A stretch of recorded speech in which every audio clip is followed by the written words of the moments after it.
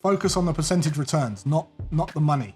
Because if you can just prove to yourself that you can consistently make a percent per month, or a percentage, whatever that might be, you're going to have a lot of confidence after doing that for a certain amount of time, which will allow you to, one, find the confidence to rejuggle your finances and put more into your trading account, but second of all, get investment if you want to get investment from someone and manage money that way.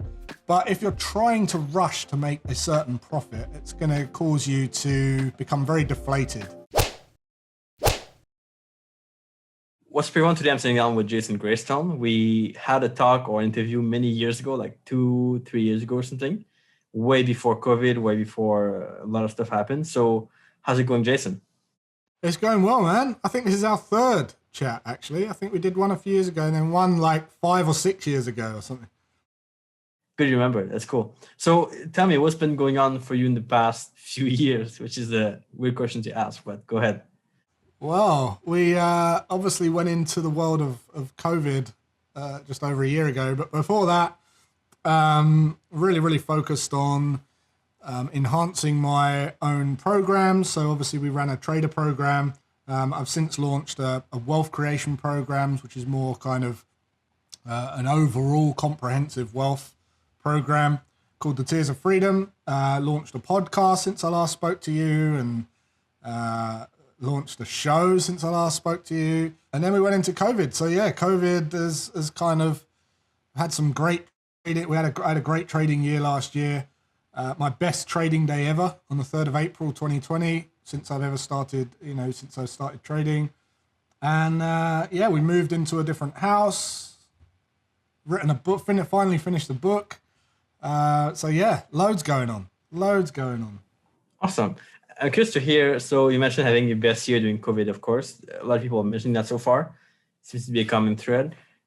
Are there some things that kind of were more negative on your side to COVID, maybe the lack of being able to go out, lack of freedom in some ways, or have you seen this as a good thing, kind of be able to focus more on your trading and just become better at your craft?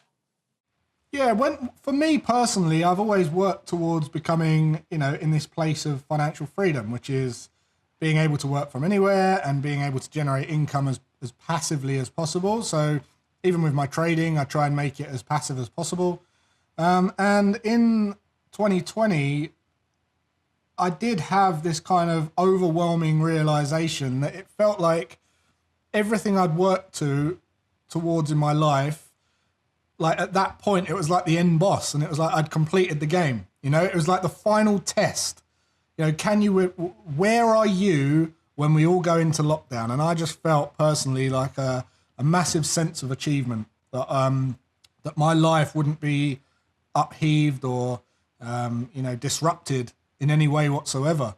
And that was a beautiful thing. So I spent a lot of lockdown being supportive to other people, helping people, reaching out to people who were in sticky situations, and just being in that position where I had the choice to do that was just really amazing for me and fulfilling. So that's what I spent 2020 doing, really, is helping people. Awesome. Interesting. So tell me, did your trading change in any way since we last spoke? I know you were trading, and you probably have to go back to this so people understand what you were trading before, but has anything changed, either the market or the way you trade? The fundamental kind of principles behind my trading in terms of technical analysis, not a lot has changed. No, there's been restructuring of a portfolio, and some of my swing trading, I've moved more to swing trading just as a natural progression because I want it to take less time so I can focus on other things. But in terms of the actual approach to trading and the technical analysis side of things, not a lot has changed at all, really. In fact, when I had my best day on the 3rd of April, it was really technical plays that I would have taken any time. It just happened to it was like one of those moments where all the stars align. The technical analysis is there. It was 6 different trades over 2 sessions. And the fundamentals just helped that along with the technical analysis. And I was able to capture a large move. The other thing that's slightly different is because obviously, as my accounts have grown and I've built wealth over the years, I'm now able to allocate small portions of, or my small portions that I usually put into like punts, high speculative stuff, have grown. So it's relative, right? So now I can put a small punt of like 0.5 or 1% of my liquidity into one really high speculation, and obviously the reward's going to be much greater if it plays out. So that's changed as well. So my the compounding effect of my accounts and stuff has grown, which is great. Why do you feel like that's a good thing to be able to allocate some money on things that are more risky? Is it for your mindset? Because some people would say you got to follow your plan, you got to stick to the plan and just trade what you know works. So how is that helpful to kind of allocate some money on things that are more risky? For me, trading is just a speculation. So for me, trading has always been the final piece of the puzzle for me to accelerate my total liquidity. And my investment account and the way that I structure my investment allocations has always been the same. It's been the bulk of it into like low risk passive funds. And then as I kind of go up and earn higher levels of risk, I allocate a smaller portion to large cap stocks, a smaller portion to mid cap stocks. And then my speculation is just my Forex trading. And then I'll allocate a portion of that account to even higher risk, like startup businesses, and then an even higher portion, a tiny percentage into a pure punt that I think is going to do well. Like Moderna, for instance, when I put to Moderna last year and did 67% in 45 days, but that wasn't the way that it's all structured is in a way where it's never going to sacrifice or jeopardize my entire system. So that's how I've always managed it. That's a really good point. I really like the example of like a pyramid. I think it represents it well for sure. And I've been doing the same thing. So I have some things that are more in kind of funds and things that will hopefully kind of go up over the long term. And then some part that I'm actively trading as well. So that's really so by structuring it that way, you benefit from the kind of fixed income growth, but you also have the accelerated income by benefiting from the higher speculation. And you don't have to stress about your trading income necessarily, because that's like secondary thing. Yeah, exactly. Interesting. For people who are not aware of what exactly you trade, what kind of setup you like to trade and focus on, could you explain how it looks like what kind of time frame, what kind of setups you look for? I trade a lot of ascending channels, descending channels. My intraday, so I split my trading into two. One is kind of the more longer term swing trades. There's two accounts, which is all off the daily time frames. Okay, so I use weekly analysis. My signals are on the daily time frame. I check it once a day, 15 minutes, 27 pairs, and that's it. It takes me probably 15 minutes. And that is really kind of just pure. I use moving averages and I use weekly structure levels, and it's basically a trend and reversal system. On my intraday stuff, it's 4 hour and hourly time frames. Hourly to usually for entry techniques and management of trades. I've moved away. When COVID hit, I stopped trading lower time frames. I just stopped trading 5-minute, 15-minute time frames. I just wasn't interested. I just wanted to focus my energy and attention elsewhere. It just wasn't worth my time. So really my intraday stuff is more kind of 1 to 2 days I'm in a trade. And other than that, that's it. But on the intraday stuff, I'm trading ascending channels, descending channels, some breakout, some trend continuation. And it's a lot less pairs, but more strategy. Have you noticed any difference on the lower time frames when COVID started? Anything that was different that made you not want to trade those? Not really. Obviously the noisier, the lower the time frame, the noisier it is, and there was a lot of volatility there. The thing with me was this: if I was to place a trade on the lower time frame, what I found is I was spending a lot of my time checking up on the trade after I'd placed it. So throughout the day, I'd be looking at these lower time frames too frequently to manage the trade, and it was distracting me from doing things where I could get a better return. So I was basically, it was not an efficient use of my time. I didn't get into trading to spend hours in front of the screens. And I found when COVID hit, I had a lot more opportunity elsewhere, so I didn't want to focus on the lower time frames. So it was kind of a balancing act, and I just thought I'll come back to it next year. I haven't yet, but I may come back to it. Yeah, totally agree with that. Anyways, it's all about not just the return, but the time you spend getting that return as well. Yeah, right. Yeah. I don't let my ego drive my income. I'd rather do what I love doing, you know? Awesome. When COVID happened, also, there was this kind of big momentum for cryptos in general and Bitcoins. Is this something you went into as well, or did you stay away from it? And I'm curious to know why. Yeah, actually, 2018, I hadn't got into Bitcoin until 2018, and I did a whole video on YouTube explaining where I was getting in, how I was getting in, and I got in at 3875 or 3825, and I said I'm going to hold this until we hit $28,000. And then I updated that in my newsletter, and people were kind of calling me crazy and etc. And I put about 25 grand into that, and obviously in January we hit 28,000, and I hadn't even looked at it for so long that I thought, wow, I better get out of this now. And because of I'd changed my mobile device, and there's this 2-step authentication thing with Coinbase, and I couldn't withdraw. So it took me like 7 days to go through this authentication process, and I got out at 29120. So I withdrew the funds, did the documentation of it, and shared that with the community. And then I did another analysis on it, which again is on YouTube, where I was going to get in if we dip down to 44,000, and that's where I last got in. So again, less than 1% of total liquidity went into Bitcoin. Or I think we bought a Bitcoin, or it was 25 grand or 26 grand pounds, and then and we're still in that. So I'm just in that for the long term now. I'm not trading Bitcoin. I'm not trading Bitcoin. No. Is there a reason for not trading it, or for just holding it? Just so volatile. I just, again, it goes back to the time I'm willing to dedicate to trading. So with volatility, yes, absolutely, it provides lots of opportunities. But for my values and where I'm at in my life at the moment, I just don't want to spend all day trading something that's, I just don't. I can generate returns that are more fulfilling elsewhere. Mm-hmm.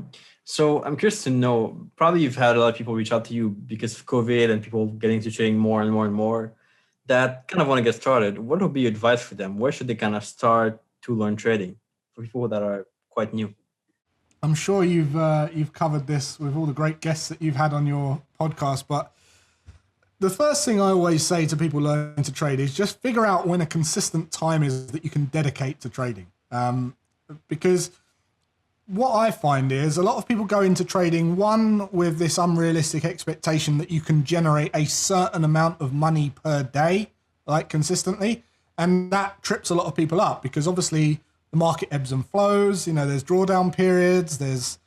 If you've got a monetary target per day, you're on a back foot, really. You're setting yourself up for a disaster because you're going to start chasing profits, over trading, forcing trades and all that bad stuff. But consistency is key.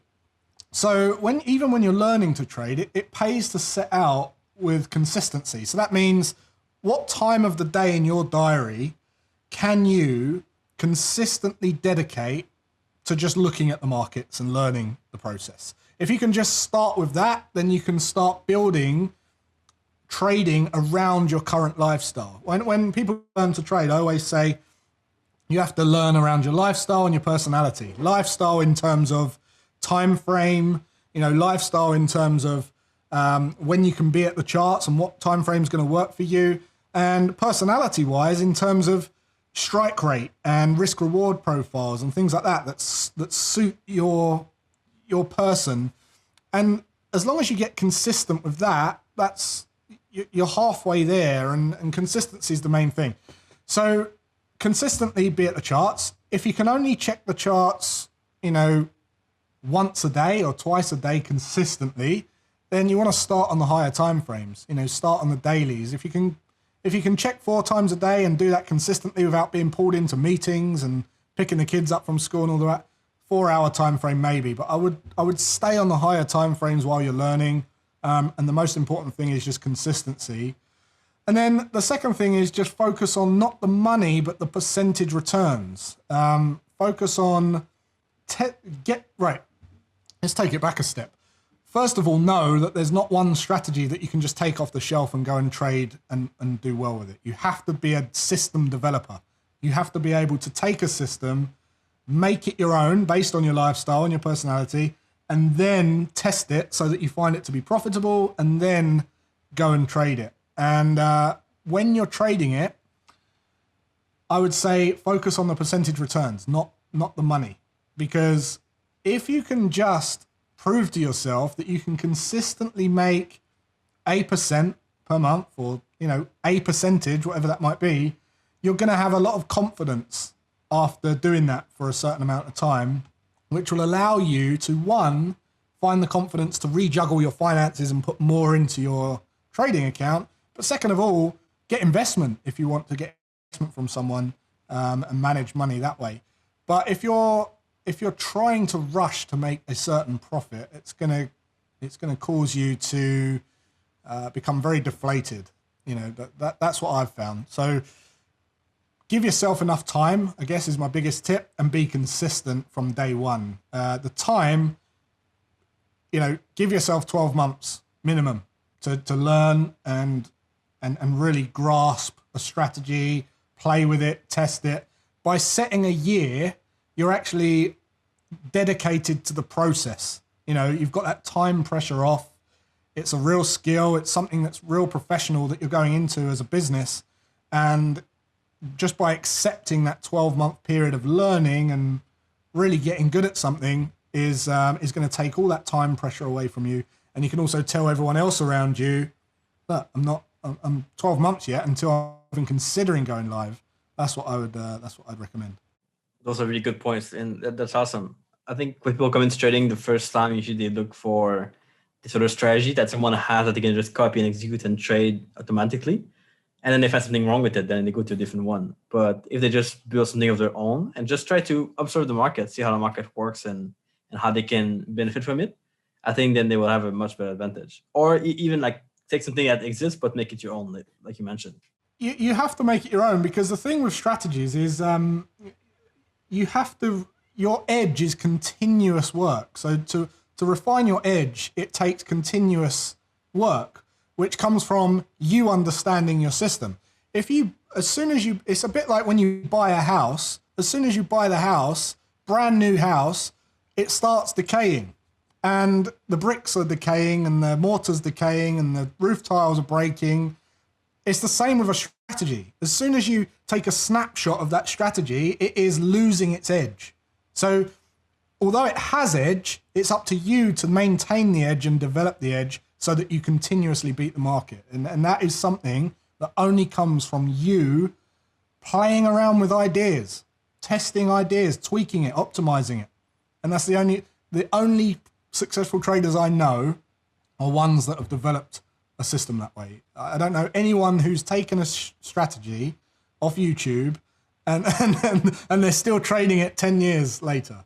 It might be the same principle. It might be a flag pattern, but behind the flag pattern is all of their nuances and discretion. Exactly. How do you work on your edge personally? What are some things you do? Is it some kind of back test regularly that you do to kind of find new ideas, or just talking to other people, other traders? How do you find more ideas, and how do you kind of improve your edge over time?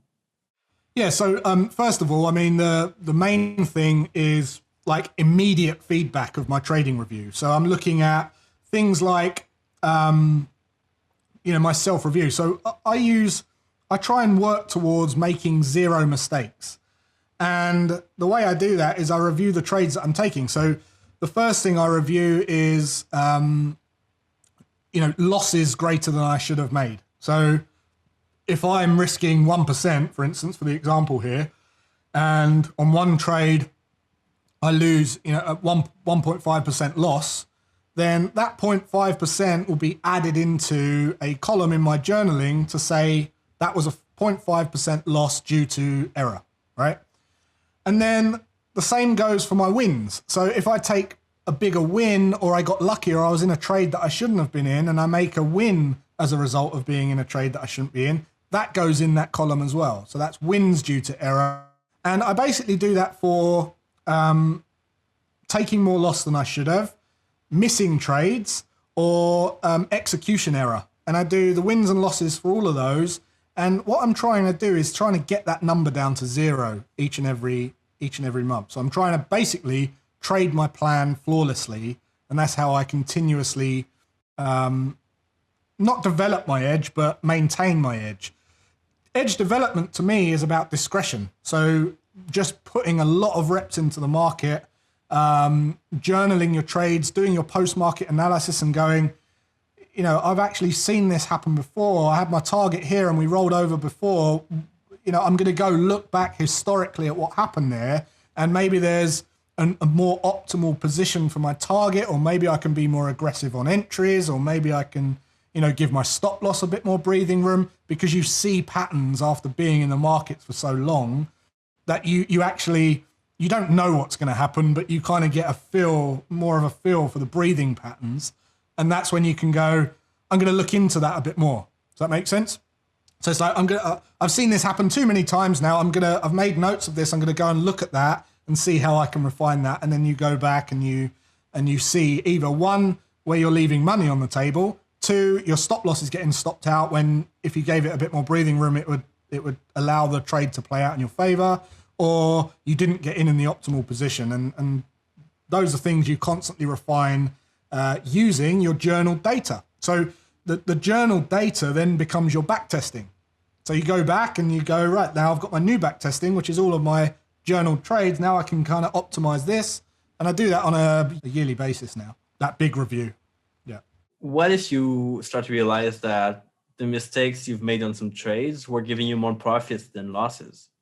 Because I know some beginners might face that, where they make a lot of mistakes on their plan, but these mistakes bring them some profits first, and they might be tempted to do more mistakes because of it. So how do you kind of stay away from it? Has that happened to you? Not to me, but I definitely know people that happen to them. Yeah, so look, when you make errors and then they play in your favor, that is an error. But first of all, it's something you can't do consistently because it's an error, right? So unless you can make that same mistake again, and at which point it becomes part of your plan anyway. But if you're making errors and having lucky wins, it is dangerous territory, because one, you become a little bit cocky and you feel like you don't want to be told what to do, and you feel like you know what the market's going to do. And that actually happened to someone who I was speaking to, Adam Grimes. And Adam Grimes said that he was coaching someone who had $50,000, turned it into something like $400,000, and didn't know what they were doing. It was just pure luck, right? And then he took it back down to $100,000, and then his dad closed the account, and it was a humbling experience for the guy. But as I say, going back to consistency, the most important thing is consistency. So you want to have a plan that tells you what a good trading situation is. And then when you get into that trade, you want to be trading it as per that plan flawlessly. And if that means that if you take a loss because you didn't trade it flawlessly, you're losing money. If you make a win because you're not trading flawlessly, you're making more money than you should. That's why I pay attention to both of those things, because I want to trade the plan flawlessly rather than have some luck every now and then. It's not going to give you realistic expectations going forward. It's going to increase your expectations, which is then going to cause more depression when you hit a drawdown.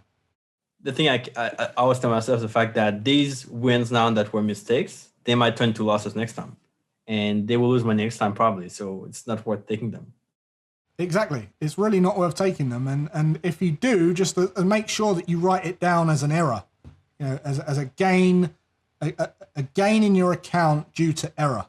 What kind of platform, software, or spreadsheet do you use for your journal? Is it like just a simple spreadsheet or something fancier?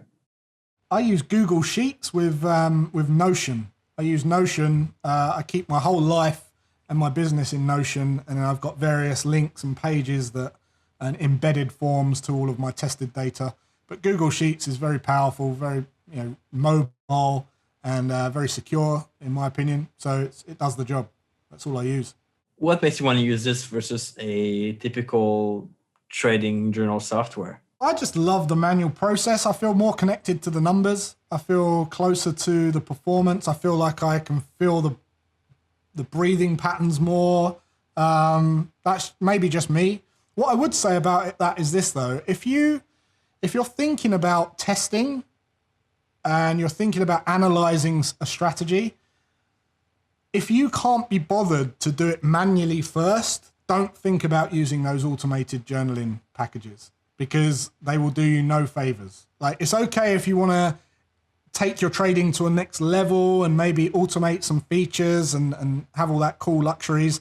But if you can't even be bothered to do it manually first, don't use one of those, because you're gonna spiral out of control. It will do you no favors in your trading whatsoever.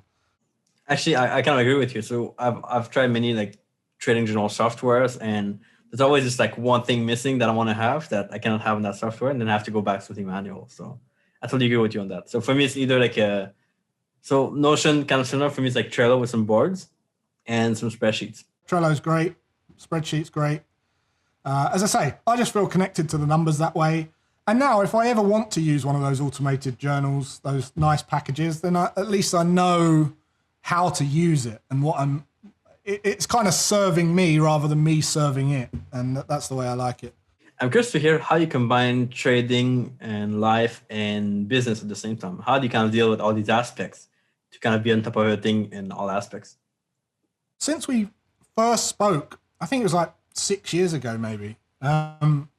Obviously, my life has grown and evolved. Early on, trading was quite difficult to bring into my life, because not only was I was trading lower time frames, I was still it required a lot of effort and attention. It doesn't require as much effort and attention for me now, because I'm trading higher time frames. I'm trading, obviously I'm more experienced now. I don't get as emotional now. I've kind of built my trading. So when I was talking about when you're learning to trade, you want to build it around your current lifestyle. And the reason you want to do that is because you want to make it easy to succeed. You don't want to have to upheave your lifestyle to learn something new, because you're probably not going to do that. So you want to build it around your life. And then once you're profitable, the goal then is to build your life around your trading. So, because what happens is you find that it's profitable and you think, wow, like this is really profitable. I'm really happy with the results I'm getting here. Now it's worth me not working the Saturday or not working the overtime or not doing this and doing that instead, because I want to focus more energy there because I know I can get these profits. So you start to flip it on its head. You start to mold it around your life, around your trading. And then you say, right, I can't go out on a Thursday night because that's when I trade this strategy. I can't go out on do you know what I mean? So you flip it around. And that's continuously what I do with everything, just business, trading. I try and make it work, and then I try and automate it and slow it down, and then I move on to the next thing. So my trading, really, my swing trading, as I said, takes me 15 minutes a day now. And my intraday trading, I probably spend a total of across the whole day monitoring charts, doing analysis, pre-market, post-market analysis. If I had it my way, it would be less than that. I'm not a prop firm trader. I didn't get into trading to spend all day at the charts. I got into trading to free my time. And that's a continuous journey to get that sweet spot and get the profits, because I don't want to jeopardize the profits for not doing it at all. I love trading and it's something I'll do till I die, but I want to automate it and get it working around my life as much as possible. So one thing I get away from this is the fact that you think that this one thing you want to focus on for now, this one thing you want to improve, and you mold the other areas around it. Focus on that for now. So you do business this time, trading this time, to really work on it more. I try and maintain balance in all areas of my life. So we have a board in the kitchen there with all of me and my family, what we're doing each week. We make sure that we plan time to spend time together. I make sure that I book in my fitness and my gym and my walking, and I fit in our dinners and our lunches together. I fit in my business meetings and things like that. So I'm trying to maintain balance all the time. But then there's certain periods of my calendar where I'm working on me projects, and that might be refining my trading, doing my review, testing another strategy to add to my portfolio, or launching a business. So that changes. That kind of project stuff changes depending on my goals, which I set out at the end of each year for the forthcoming year. But other than that, yeah, it's about balance. Since you mentioned goals, so what kind of goals would you set for a trader? So some people say you should set like really big, crazy goals. Some people say you should set goals that are more realistic. Some people say outcome goal, process goals. What are your thoughts on kind of what you should focus on? First of all, yeah, absolutely set a big goal. Having a big goal is key, because if you just have a small goal, either going to be uninspiring or you're going to hit it too easy. And as you get closer to it, you'll back off the accelerator a little bit and you'll kind of just be in mediocre land for the rest of your life. Having a big goal is great. The problem that I see most people trying to hit big goals is they get this procrastination, okay? And the procrastination comes from one of two reasons. Most people are in the, like 80, 90% of the people have procrastination because what the goal they've set is just not important to them. They're just basing a goal based on what they see other people or someone they're looking up to has got this goal and they feel like they should have that goal. But actually, they end up beating themselves up because what they're telling themselves they should be doing, they don't actually want to do. Does that make sense? Like there's a lot of people looking to get into trading because it looks glamorous, but actually they don't really want to be a trader. They just want the result. They don't actually they don't like the markets or spreadsheets or testing. They just want they want the life. A lot of people go around in circles telling themselves, I want to be a trader, I want to be a trader. 3, 4, 5 years, 6 years down the line, they're still doing that and they haven't made any progress. And you see very clearly that it's because it's not important. Stop beating yourself up. Just go and do something else. So that's why most people can't hit goals. The other bucket is overwhelm. So they have the big goal, but then they don't, because it's so big, they don't know how to even get there. And there's a great saying, the best way to eat an elephant is one bite at a time. And that means that you want to chunk down that big goal into tiny, tiny pieces, as many tiny pieces as you can, because it serves two purposes. One, by chunking it down into tiny little bite-sized pieces, it will identify any little tasks that you're subconsciously trying to avoid, right? Which is causing overwhelm. So there might be one, it might be just having a conversation with someone or ringing the accountant or setting up it might be one technical thing that you're subconsciously trying to avoid that you've associated with that big goal. And because you haven't broken it down, you won't do any of it. You'll just go, oh yeah, I'll put it off, because you don't want to do that one little thing. So you break it down, you identify those little things and you can prioritize those, or you can get someone else to do that one little thing, or you could just easily overcome. The second thing it does is it makes you see every tiny little step. So it reduces overwhelm. You just start ticking these little things off and you inevitably get to the goal. You just start, you put in your calendar a 3-hour block on a Monday or whatever, and you go, in that 3-hour block, I'm just going to tick off as many of these things as possible. And, Monday after Monday, eventually you're going to get there. And that's it. That's really good advice. And I like to talk about this because sometimes people get in too fast and they don't think about the planning part and the goal part. And they just want to look at the chart. They want to take trades. They want to get there. And they don't think about what's essential to be able to get there, which is the planning and the goal setting. So that's really good advice. Yeah, and just taking action is the most important thing, right? Yeah. But you got to take the right action too. Yeah, you want to just do it. You want to do it. And the reason people don't do it is because it's too overwhelming or it's not important to them. Do you have any tips to finding what you really want to do? Like, because I know plenty of traders who trade because they want to be seen as traders, or they want to be seen as, or they want to have like this kind of image of being a good trader.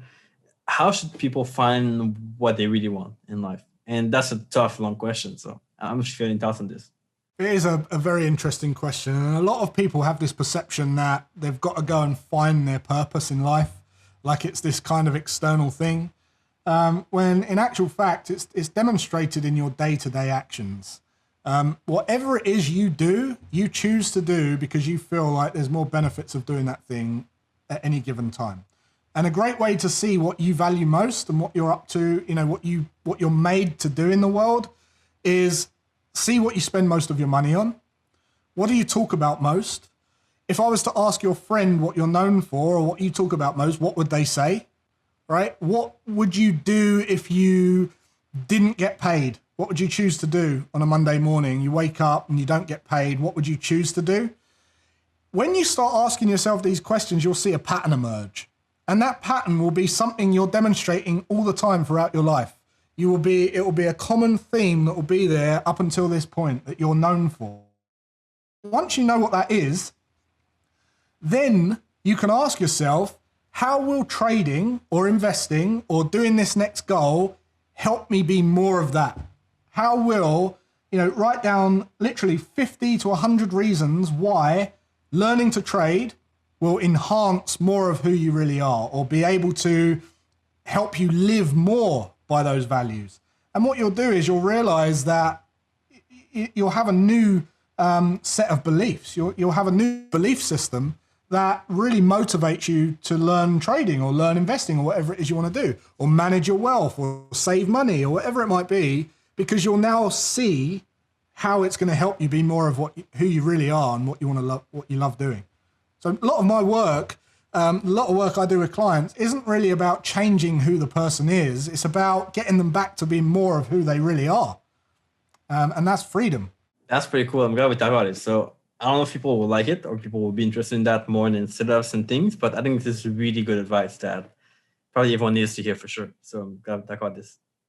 Definitely. Because people, especially today, Etienne, you know what it's like. People are trying to be someone else that they're not. And it's causing more and more unhappiness. Happiness is just choice. Being able to choose how you spend your day. That's all happiness is. And like you mentioned, I think to find out your purpose and what you like the most, you got to take action and do things. And then you find out what you like, what you don't like. And then you get to that point where you are happy with your day-to-day or your routine or whatever that is. Absolutely. And then when you get to that point, you find that you earn more money than ever because you're filling your days choosing what to do. And when you don't need, when you don't have to answer to someone or you're doing things that just come from intrinsic motivation, then you put a lot more care and energy and love into something and you get a better result and you earn more money. I know you have a book coming up soon and you have some products that you offer to help people. Do you want to talk about them a little bit, kind of discuss what you do and how you help people? So Always Free is the name of my podcast. It's the name of my newsletter. It's the name of my new show that piloted last Thursday. It's every Thursday at 8 p.m. And it's about wealth creation. It's about financial freedom, being free. Some of the principles that I've discussed here as well. And the book is called Always Free. And the book's been in the making since 2018. And it finally is with the publisher, about to be published in the next few weeks. So it's called Always Free, and I'd love it if you went out and grabbed it and let me know what you think. In terms of how I help people, I just recommend that people listen to my podcast. It's called Always Free, and if you start at episode 1, you're going to get the most out of it by listening from there. Awesome. We'll put all the links below the video and in the podcast channel for sure. We'll check it out, and I'll check it out too because I didn't have a look at it for a while, so I'll have a look at that too. Pretty cool. Awesome, Jason. This has been really good advice. I hope people like it. If you guys like this interview with Jason, make sure you give a like the video or make sure you subscribe to the podcast, get those downloads, and check out Jason's stuff for sure. He's doing amazing work. And we'll catch you back here pretty soon.